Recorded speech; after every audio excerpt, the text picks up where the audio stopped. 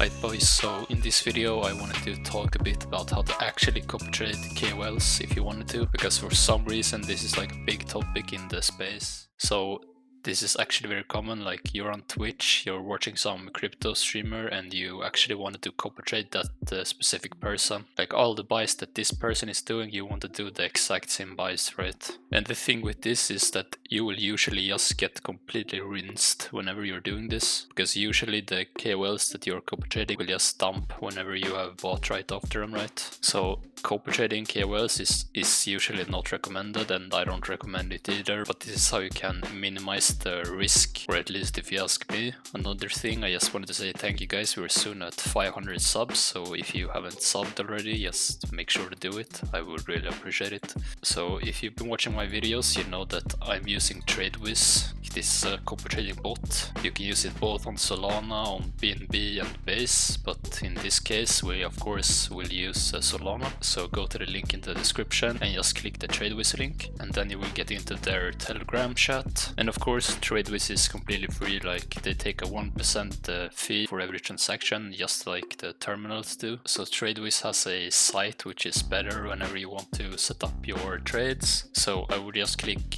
menu, start, and then just open the COPYTRADE web app, and then you will get to here. So first of all, in the top right you will see your wallet, so just copy your wallet, go to your Phantom wallet and just transfer some Solana, and then when you're here you can go up to smart money and you will literally see the top 200 KOLs right here, which you could just copy if you wanted to. So to actually find a good wallet, what I would do is to go up to 1 day up here. So if I were copy trading KOLs, one thing I would do is I would constantly, every single day, be switching wallets, because sometimes the specific person you're copy trading is on a good run and maybe the next day he has completely rinsed his portfolio again. Like let's say one day he has like an 87 or something percent win rate, and the next day maybe he just have a 20%. So if you click 1 day up here, you can see the most profitable traders for that specific day, right? So for example, this guy today, he has a 70% win rate, so maybe there's a good chance to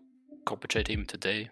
So just copy the wallet and then, set up the copy trades, which we will do in a second. But then maybe the next day he has completely lost his portfolio. Maybe he had some bad trades and then it got into his head. So I would constantly be switching wallets like this, right? And make sure that I'm just copy trading some KOLs that are on a good run right now. So to actually set up the copy trade in the right way, this is what I would do. I would have some specific settings set up, right? So this video is of course just to show you how to do this. So I will just copy some random wallet. So let's go with Cake.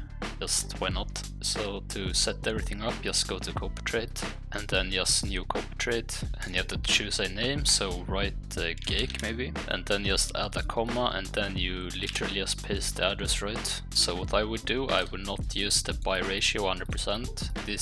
This means that if the person you're copy trading is buying with, let's say, 2 Sol, you will also buy with 2 Sol. But I don't use that. Instead, I would just choose a random buy amount. So let's say every time the person is buying into a coin, we want to buy with, let's say, 0.5 Sol.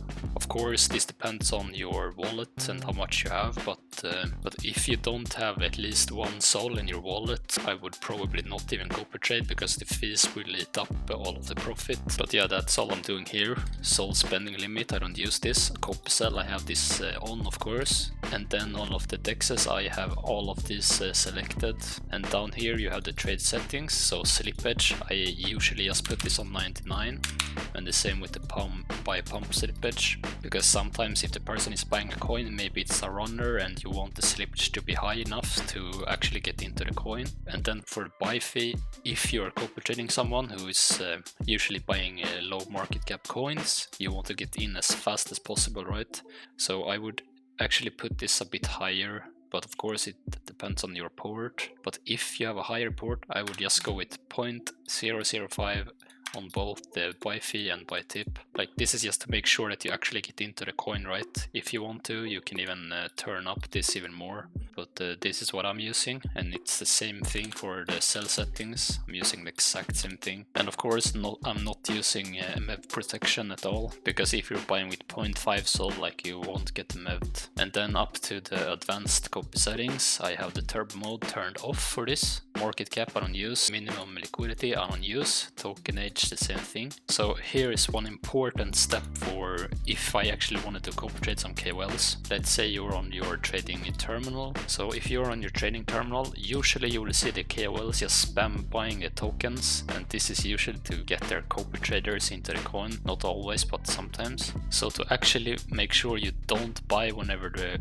person you're copy trading is literally a spam buying like $1 into the coin, this is a good setting that you actually can use. So either way, you choose to just buy the token like one time. So the first time the person you're copy trading is buying the coin, you will also buy the coin. And if you buy more later, you won't actually buy again. You will just buy one time. You can either use this, or you can set up the trader buy limit. And how this works is if you set this to 1 sol, you will only copy trade the person if his buy is 1 sol or above, right? So if he's spam buying with, let's say, 0.001 sol, which usually happens, then you still won't copy trading, right? So I would either use this or this. It's completely up to you, but in this case I'm gonna use this. So I'm gonna set this to 1 time. And of course, if you want to, you can also use this, but I don't use it. And auto retry, this is very handy, right? If you're trying to copy trade a person and the buy isn't going through for some reason, then you can set this up as well. So I would 100% have this set to 1 time at least. And here you also have this setting, which is basically the same thing as this RP, right? So you can decide if you want to have this enabled or not. You can also have this, which is very common as well, because sometimes the KOL you're copy trading will transfer his tokens to another wallet. So you can decide if you want to sell all the tokens whenever the person is doing that. And of course, I would also enable sell proportionally. So if the person is selling 20% of his coins, you will also sell 20% of his coins. So I would 100% have this enabled. You can also choose to have this enabled if you want to, but I don't use that. And also you can choose a active period, of course. Let's say you want to copy trade a person whenever you're going to sleep, then you can use this to make sure you stop copy trade trading like in the middle of the night if you want to. And yeah, that's literally it. I don't use any auto sell settings for this. You can just go up to create copy tasks, and now if you have Sol in your wallet, like whenever this person is buying right now, you will also buy right after him. So yeah, that's how you copy trade KOLs. Always make sure you're not getting completely rinsed whenever you're doing this. And also the #1 rule, make sure that the wallet that you're copy trading is a really profitable wallet. That's pretty much it. Thank you for watching, and I'll see you in the next one.